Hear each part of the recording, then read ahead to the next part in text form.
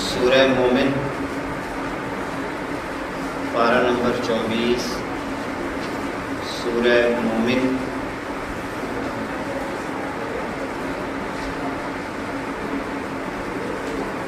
آیت نمبر 48 آیت نمبر 48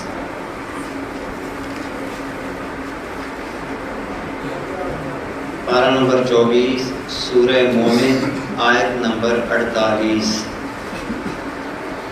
اعوذ باللہ من الشیطان الرجیم بسم اللہ الرحمن الرحیم قال الذین استکبروا کہا ان لوگوں نے جنہوں نے استکبار کیا، یعنی اپنے آپ کو دنیا کے اندر ہمیشہ لوگوں سے بڑا سمجھا، انا کل فیہا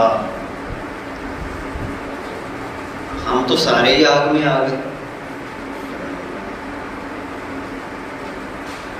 جتنے بھی مستکبر لوگ ہوں گے، تکبر کرنے والے، یہ سارے کے سارے جب جہنم میں پہنچ جائیں گے تو ایک دوسرے کو کہیں گے کہ ہم تو سارے ہی آگ میں آ گئے۔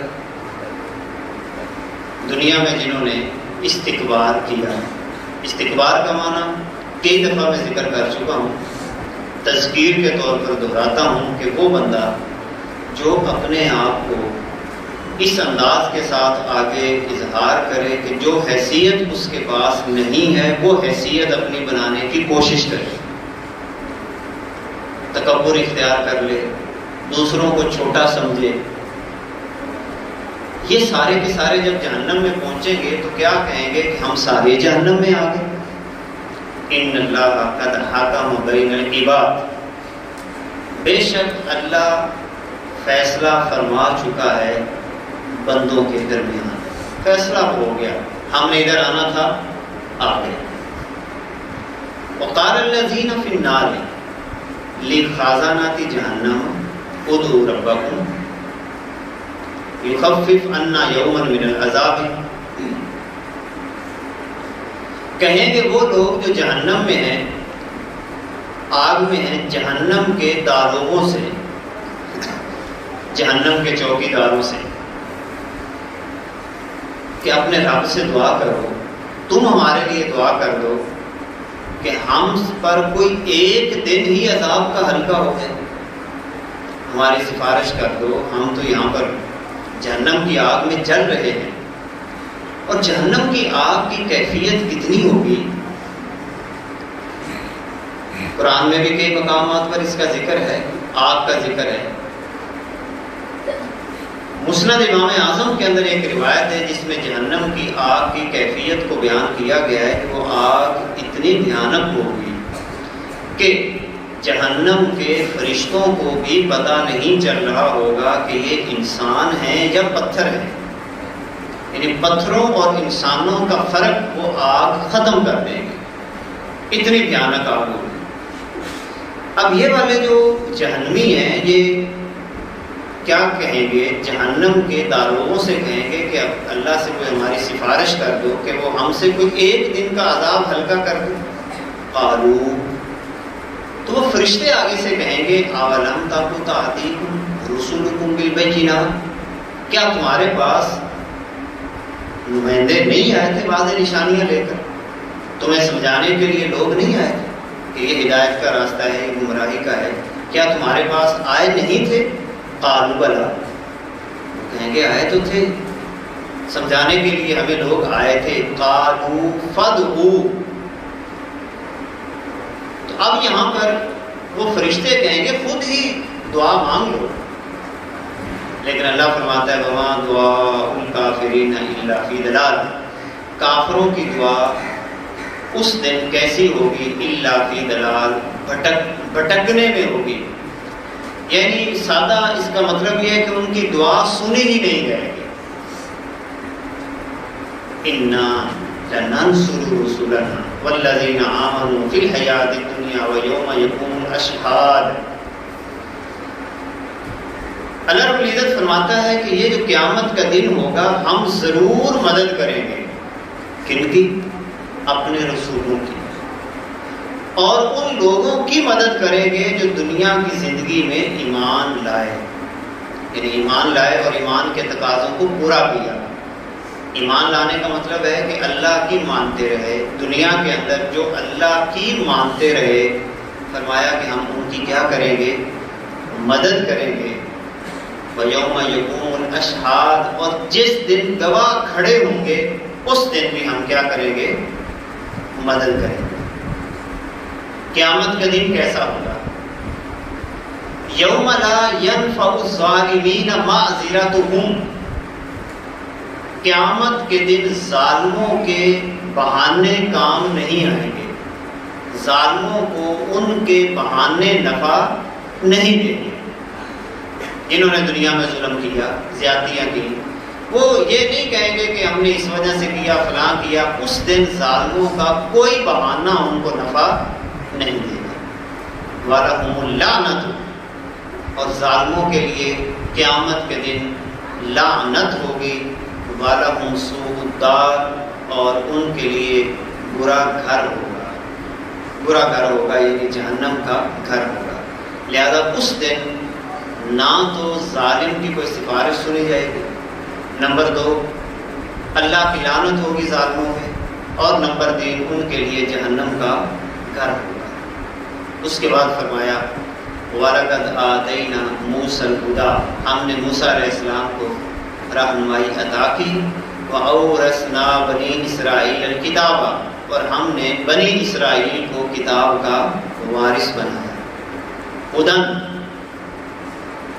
ہدایت ہے، وذکرا اور ذکرا ہے لِأُولِي الْأَلْبَابِ، اولی الالباب کے لیے.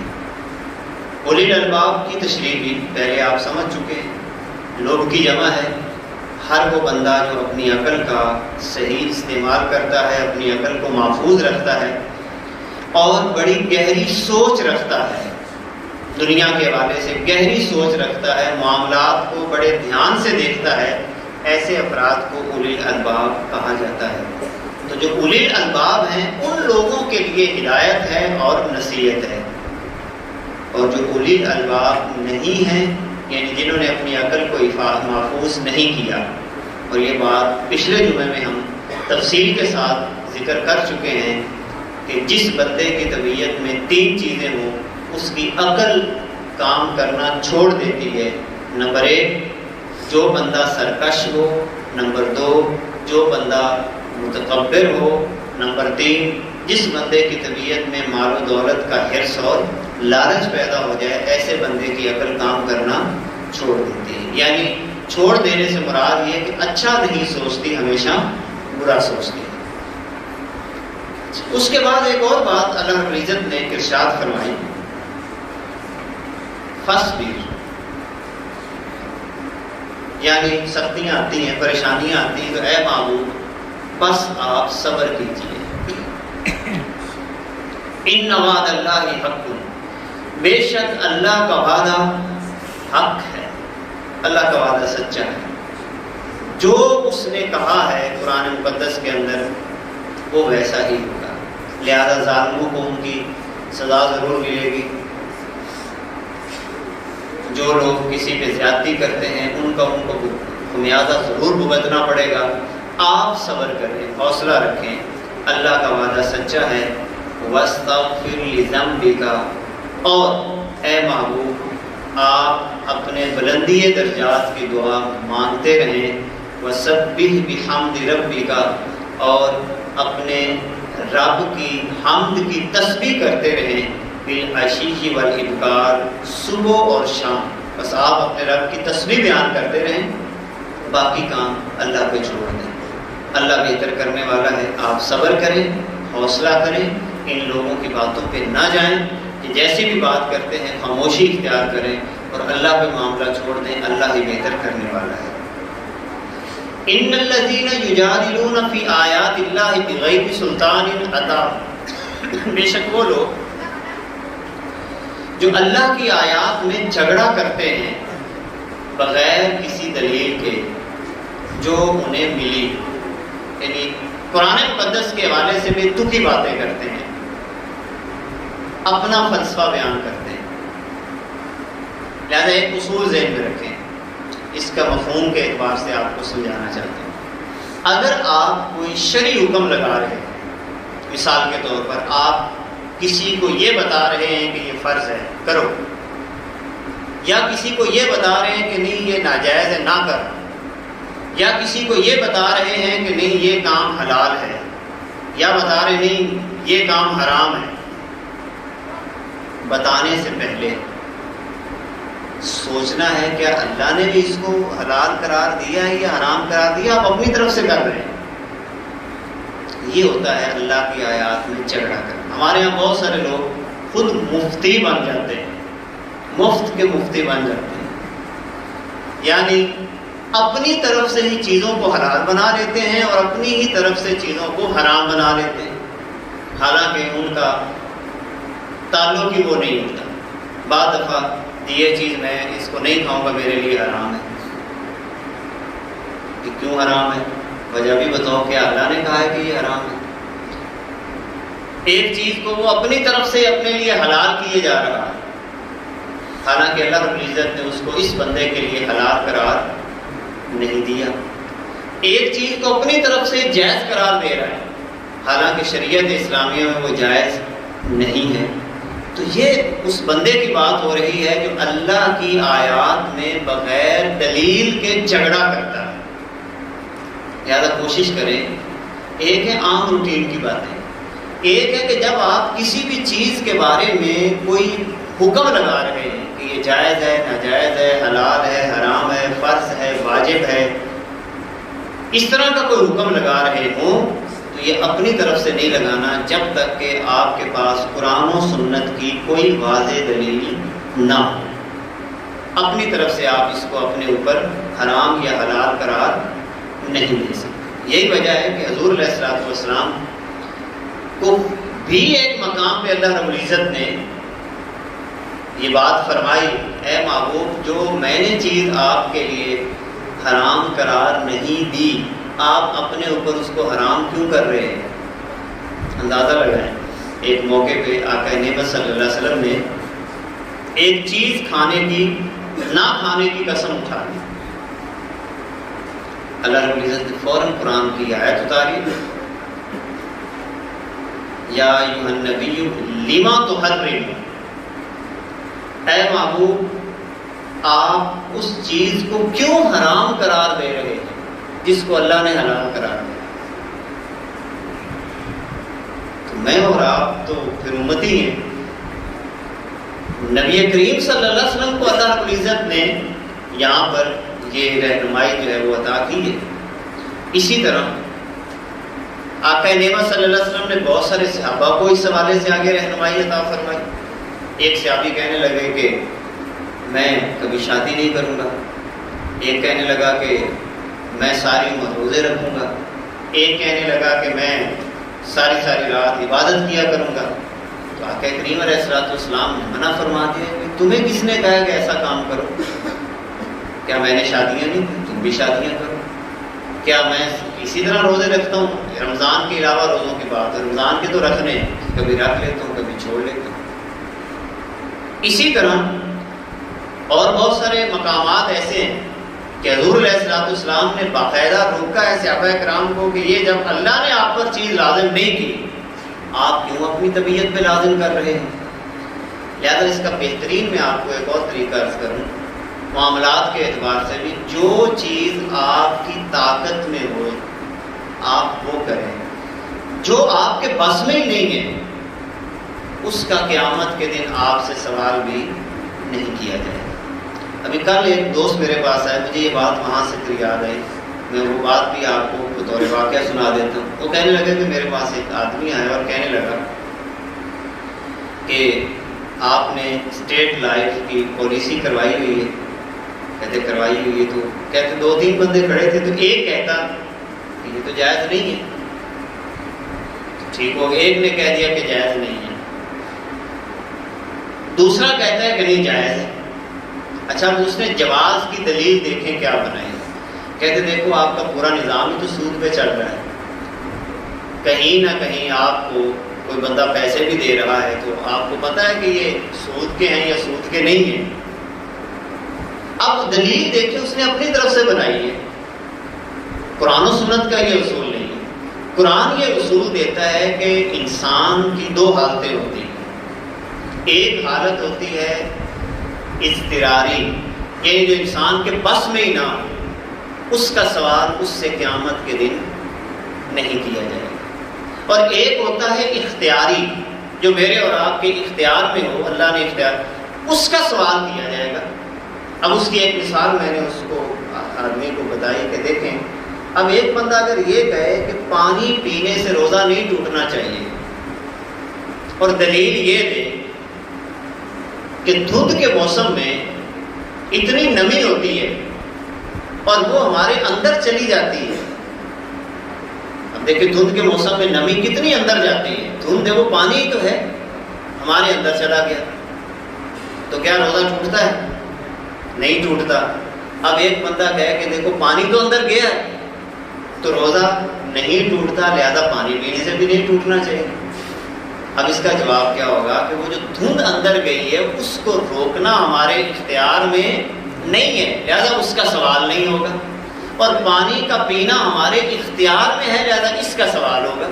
اب یہ فرق ذہن میں رکھیں۔ تو کچھ چیزیں ہوتی ہیں اضطراری، جن کا روکنا ہمارے اختیار میں نہیں ہے، ان کا سوال بھی قیامت کے دن ہم سے نہیں کیا جائے گا، اور جن کا کرنا یا نہ کرنا انسان کے اختیار میں ہو، اس کا سوال قیامت کے دن کیا جائے گا۔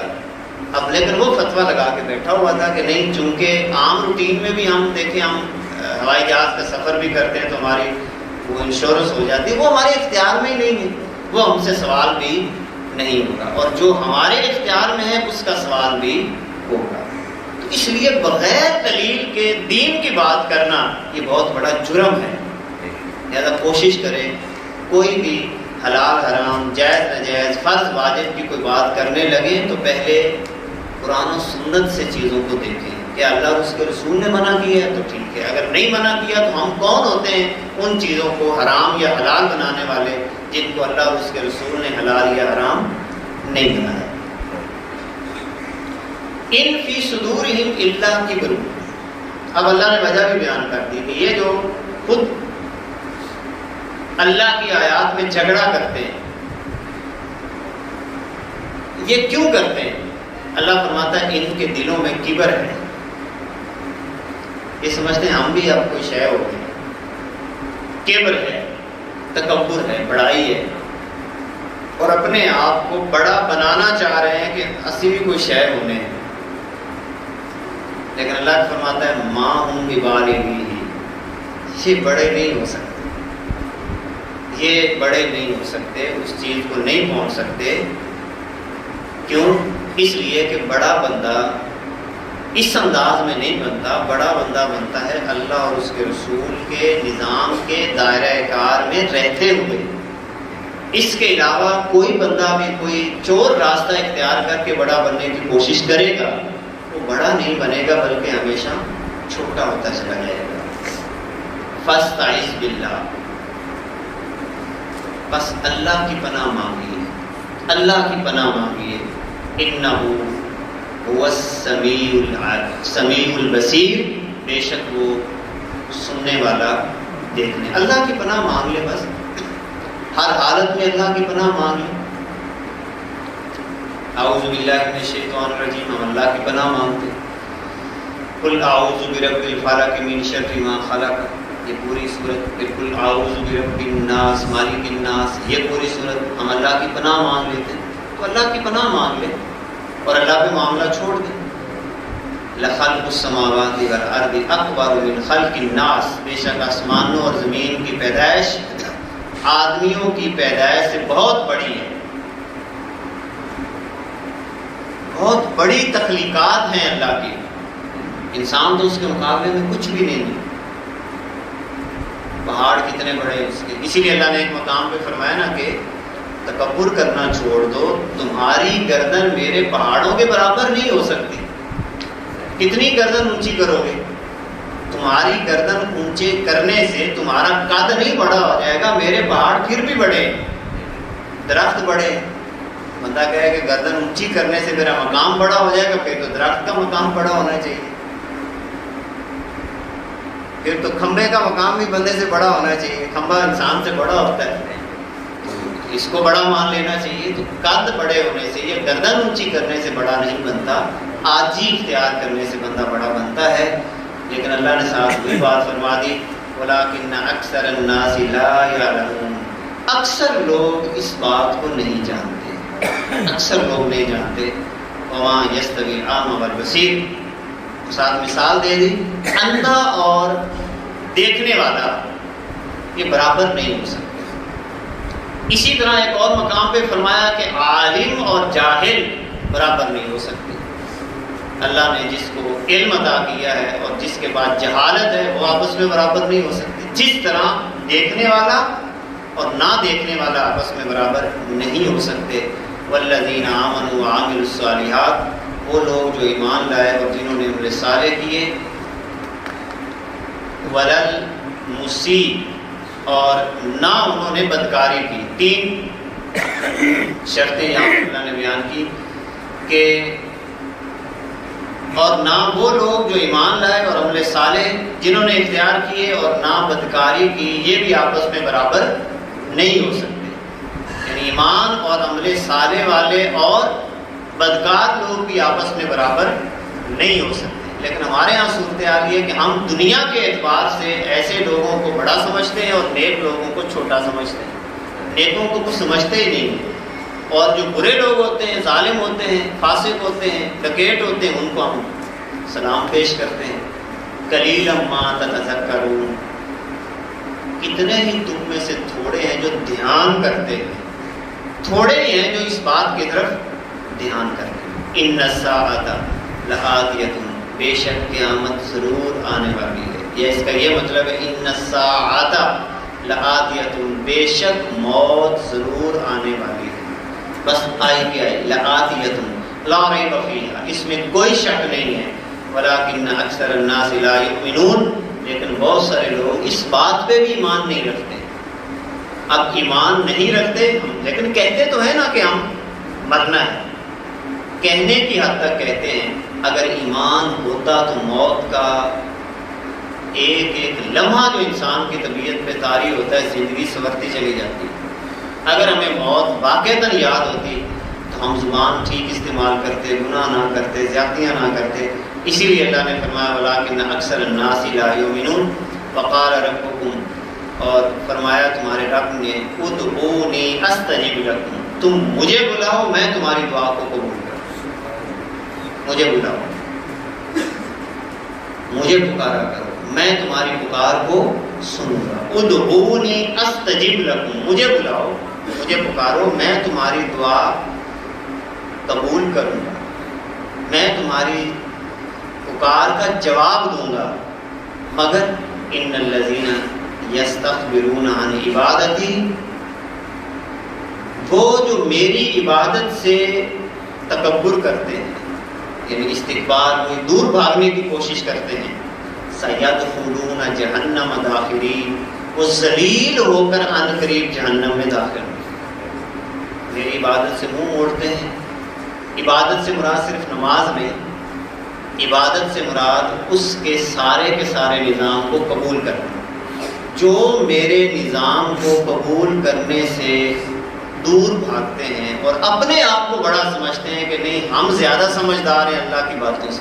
آپ نے دیکھا ہوگا اکثر لوگ کوئی بات جو کرتے ہیں، ہمارے دیہاتی ماحول میں تو بھی بہت زیادہ ہے، پڑھے لکھے جس کو ہم شہری ماحول کہتے ہیں، وہاں پر بھی یہ باتیں، ایک طرف اللہ کا حکم ہوتا ہے، نہیں جی لوگ ہی کہیں،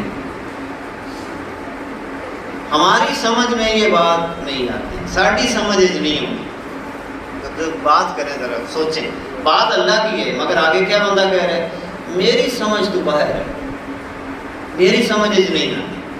ذرا غور کریں کہ کس کی بات کے خلاف بات کر رہے ہیں، اللہ کی بات کے خلاف۔ میری سمجھ میں نہیں آتی، ساڑی سوچ تو اتنے، اس طرح کے لفظ، ساڑی سوچ تو اتنے گل ہے جی، جان دو جی اسی मौलवियों की गल नहीं मननी, सानू दीन कुरान असी आदि मर्जी करनी, साड़ी सोच तो होती है। अल्लाह फरमाता है सयदखुलून जहन्नम दाखिरीन, जो मेरी बातों के साथ ऐसा करते हैं वो आन करीब जहन्नम में जलील होकर दाखिल जलील होकर जाएंगे। लिहाजा सादा सा फार्मूला बना लें, अल्लाह की बात को मानना है, अल्लाह के रसूल की बात को मानना है, अपनी हर बात को अल्लाह की बात के सामने नीचा समझें, अल्लाह के हुक्म को ही तमाम हुक्मों के ऊपर समझें। इंशाअल्लाह अल्लाह ज़िंदगी में भी आपको आसानी अता करेगा और आखिरत में भी आसानियाँ हैं। अल्लाह अमल की तौफीक अता फरमाए। व आखिरु दावाना अनिल हम्दुलिल्लाहि रब्बिल आलमीन। बिस्मिल्लाहिर रहमानिर रहीम।